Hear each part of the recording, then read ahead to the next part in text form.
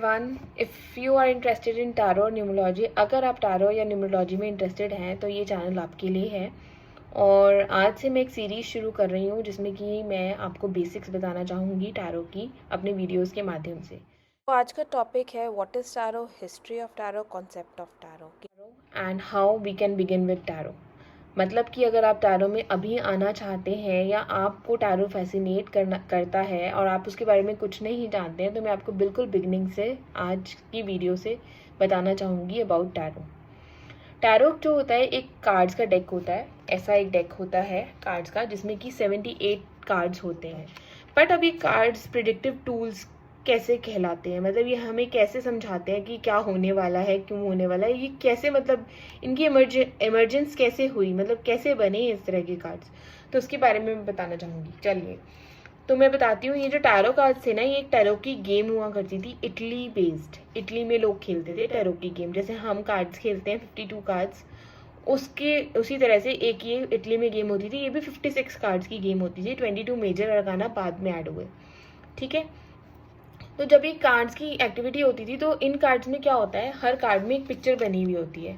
आप लोगों ने सुना होगा कि अ पिक्चर सेज 1000 वर्ड्स, मतलब एक पिक्चर के बहुत सारे मीनिंग्स हो सकते हैं।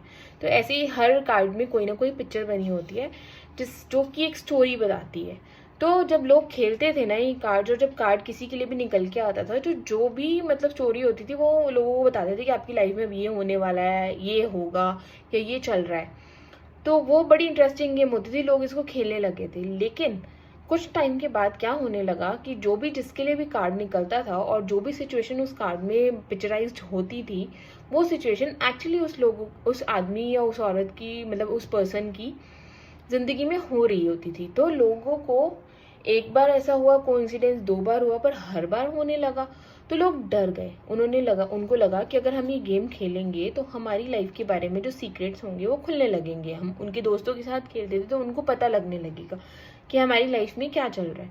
तो ये जो गेम थी वो बिल्कुल बंद हो गई, मतलब उन्होंने खेलना ही बंद कर दिया। बट वही चीज़ होती है, कुछ पुरानी चीज़ें होती हैं, अगर हमें उसके बारे में थोड़ी सी खबर लगती है, अगर हम खोजी किस्म के होते हैं तो हम उसके बारे में जानना चाहते हैं कि हिस्ट्री में वो क्या गेम थी और वो कैसे चलती थी। तो ऐसे ही एक राइडर वेट थे जिन्होंने सोचा कि मैं वो उस गेम का राज ढूंढूंगा और मैं देखूंगा कि उस गेम में कैसे जो है प्रिडिक्शंस होते थे। तो उन्होंने उसका सर्वे करना शुरू किया। तो उन्होंने इंट्रोड्यूस किए यही 56 कार्ड्स।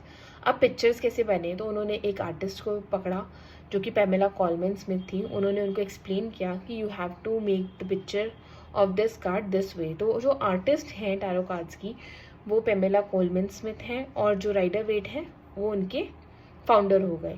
तो उसके बाद से ये जो कार्ड का डेक है, इस डेक का नाम, जो पहला टैरो डेक जो बना वो राइडर वेट टैरो डेक बना, और जो कि एक प्रिडिक्टिव टूल्स के माध्यम से अब जाना जाता है। So this is the history of tarot. अब मैं इसमें कॉन्सेप्ट ऑफ टैरो बताती हूँ कि टैरो कैसे प्रिडिक्शंस देता है। अब इटली की बात तो हम हटा देते हैं, अब हम आते हैं इजिप्ट में। अब एक कॉन्सेप्ट समझाने के लिए मैं इजिप्ट में गई हूँ। जो इजिप्ट में होता था, एक पिरामिड बना होता था। एक पिरामिड के अंदर एक प्रीस्ट होता था। अब जैसे हमारे इंडिया में क्या होता है कि हमें कोई भी प्रॉब्लम होती है तो हम पंडित जी के पास जाते हैं और कुंडली दिखाते हैं। ऐसे ही इजिप्ट में क्या होता था कि एक बंदे को कोई प्रॉब्लम आई, वो पिरामिड में जाता था, प्रीस्ट को बताता था अपनी प्रॉब्लम, और जो प्रीस्ट होता था उसके पास एक पिक्चर ऑफ बुक्स होती थी, मतलब बुक्स के अंदर इसी तरह से कुछ पिक्चर्स बनी हुई होती थी। तो प्रीस्ट अपनी आंखें बंद करके कुछ मेडिटेट करके उस बुक के पेजेस पलटता था, और जिस पेज पे वो रुकता था और जो वो पिक्चर निकलती थी, उस बेसिस पे वो गाइडेंस दे देते थे कि आपकी लाइफ में ये चीज़ होने वाली है या आपको ये चीज़ करनी चाहिए। क्योंकि टैरो जो है एक गाइडिंग टूल है रादर देन अ प्रिडिक्टिव टूल, कि आगे होने वाले टाइम के लिए आपको एक गाइडेंस देते हैं ताकि आप प्रिपेयर हो जाओ आने वाली सिचुएशन के लिए। ओके, सो ये गाइडिंग टूल होता है। तो इस तरह से वो प्रीस्ट उनको बताता था, और वो 99% एक्यूरेसी के साथ होता था। लोग उस पर बहुत विश्वास करते थे और एक्चुअली उनकी लाइफ में वो चीज़ होती थी। यही चीज़ टैरो कार्ड्स में होती है।